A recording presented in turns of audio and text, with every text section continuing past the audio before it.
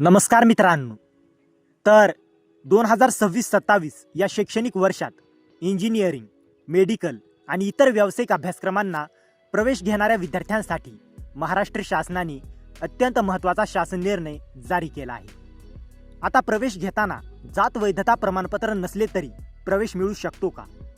किती दिवसांची मुदत मिळणार? कोणत्या विद्यार्थ्यांना हा लाभ मिळणार?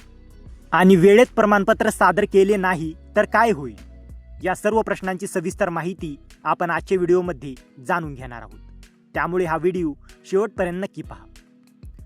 तर महाराष्ट्र शासनाच्या सामान्य प्रशासन विभागाने दिनांक 2 जुलै 2026 रोजी हा शासन निर्णय जारी केला आहे.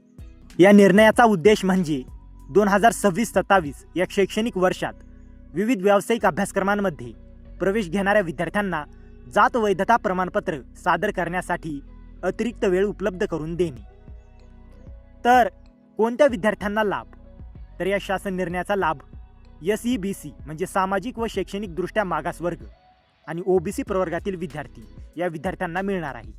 जे विद्यार्थी इंजिनिअरिंग, मेडिकल, फार्मसी, कृषी, आर्किटेक्चर तसेच इतर व्यावसायिक अभ्यासक्रमांना प्रवेश घेत आहेत. तर शासनाने काय निर्णय घेतला? तर जर विद्यार्थ्यांचा प्रवेश निश्चित झाला असेल आणि त्यांच्याकडे प्रवेशाच्या वेळी जात वैधता प्रमाणपत्र उपलब्ध नसेल तर अशा विद्यार्थ्यांना प्रवेश अर्ज केल्याच्या दिनांकापासून तब्बल 6 महिन्यांची मुदत जात वैधता प्रमाणपत्र सादर करण्यासाठी देण्यात आली आहे. तर सर्वात महत्त्वाची अट, तर इथे एक अतिशय महत्त्वाची अट शासनाने स्पष्ट केली आहे. ही 6 महिन्यांची मुदत ही अंतिम संधी असेल. म्हणजेच या कालावधीत विद्यार्थ्यांनी जात वैधता प्रमाणपत्र सादर करणे बंधनकारक आहे.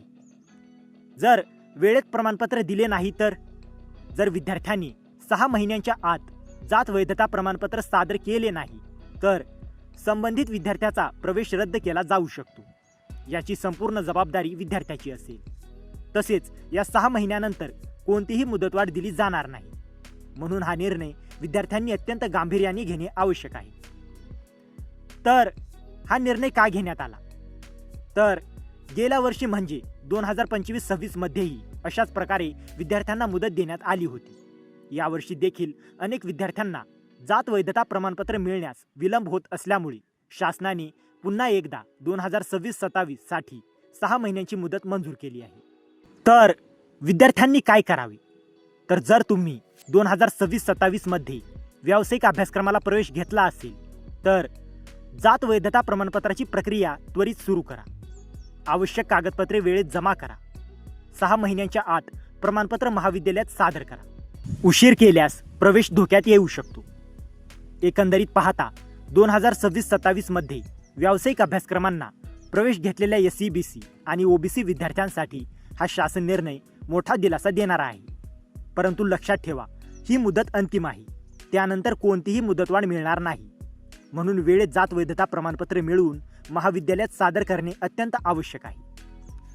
तर मित्रांनो, जर तुम्हाला या GRची PDF हवी असेल तर डिस्क्रिप्शनमध्ये आपल्या टेलिग्राम चॅनेलची लिंक दिलेली आहे. तिथे जाऊन तुम्ही या GRची PDF घेऊ शकता. आणि हा व्हिडिओ उपयुक्त वाटला असेल तर व्हिडिओला लाईक करा, शेअर करा आणि अशाच महत्त्वाच्या GR अपडेटसाठी आपल्या चॅनलला सबस्क्राईब करा. तर मित्रांनो, भेटूया अशाच एका महत्त्वाच्या पुढच्या व्हिडिओमध्ये. जय हिंद, जय महाराष्ट्र.